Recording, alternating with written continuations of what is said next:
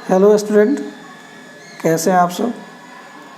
आइए आपके लिए एक बार फिर से ये एक्सरसाइज एनसीईआरटी क्लास 10th के एक्सरसाइज 9.1 के सारे क्वेश्चन के लिए हम वीडियो बनाना शुरू कर दिए हैं, जो आपके लिए बहुत फ़ायदेमंद होगी। तो बिना समय गंवाए फर्स्ट क्वेश्चन को समझते हैं, पढ़ते हैं।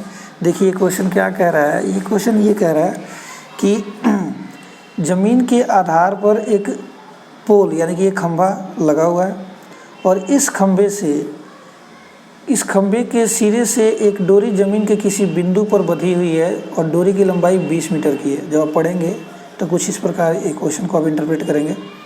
तो मान लीजिए पूरा ए बी आपका खंभा है और ए बी खंभे का जो सिरा हो ए और ज़मीन की जो दूरी आपकी ये बी सी, तो बी से लेके सी बिंदु तक यहाँ पे किसी खूंटे से ये जो डोरी है वो ए से सी तक बंधी पड़ी है, ठीक है ना। अच्छा, ज़मीन का आधार और डोरी का जो एंगल बन रहा है वो 30 डिग्री का बन रहा है, ठीक है ना।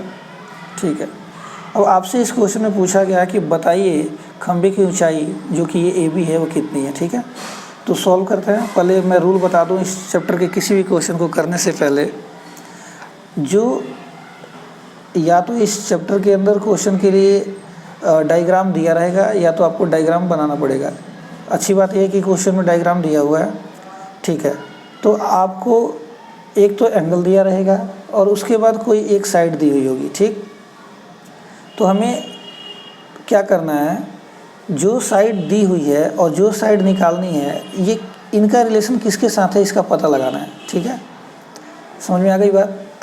जो साइड दी हुई है 20 है, ये हाइपोटेनियस होता है। राइट एंगल ट्रायंगल की सबसे बड़ी भुजा हाइपोटेनियस होता है, ठीक है। और जो साइड निकालनी है ये परपेंडिकुलर है। अब आप कहेंगे मैंने इसको परपेंडिकुलर क्यों कहा। इस एंगल को ध्यान में रखते हुए मैंने इसको परपेंडिकुलर कहा। एंगल के अपोजिट जो साइड होता है वो परपेंडिकुलर होता है।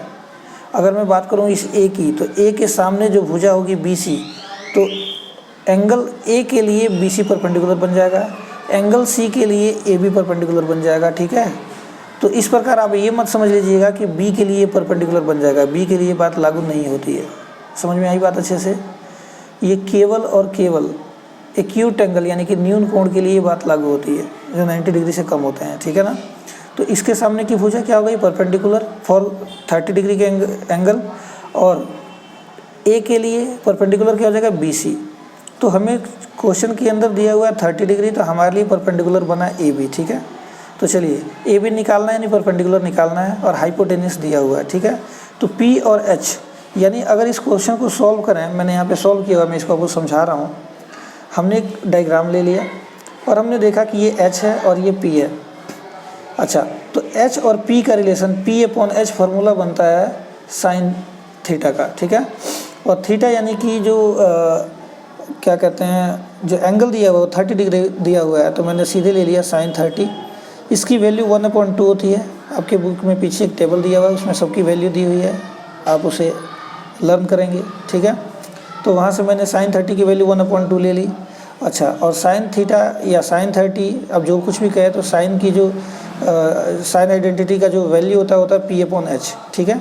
पी मतलब परपेंडिकुलर। तो हमारे इस क्वेश्चन में परपेंडिकुलर देखिए ये ए बी था साइड, तो मैंने परपेंडिकुलर की जगह ए बी ले लिया, और हाइपोटेनियस देखिए यहाँ पे ए सी था, तो मैंने यहाँ पे ए सी ले लिया, ठीक है यहाँ तक।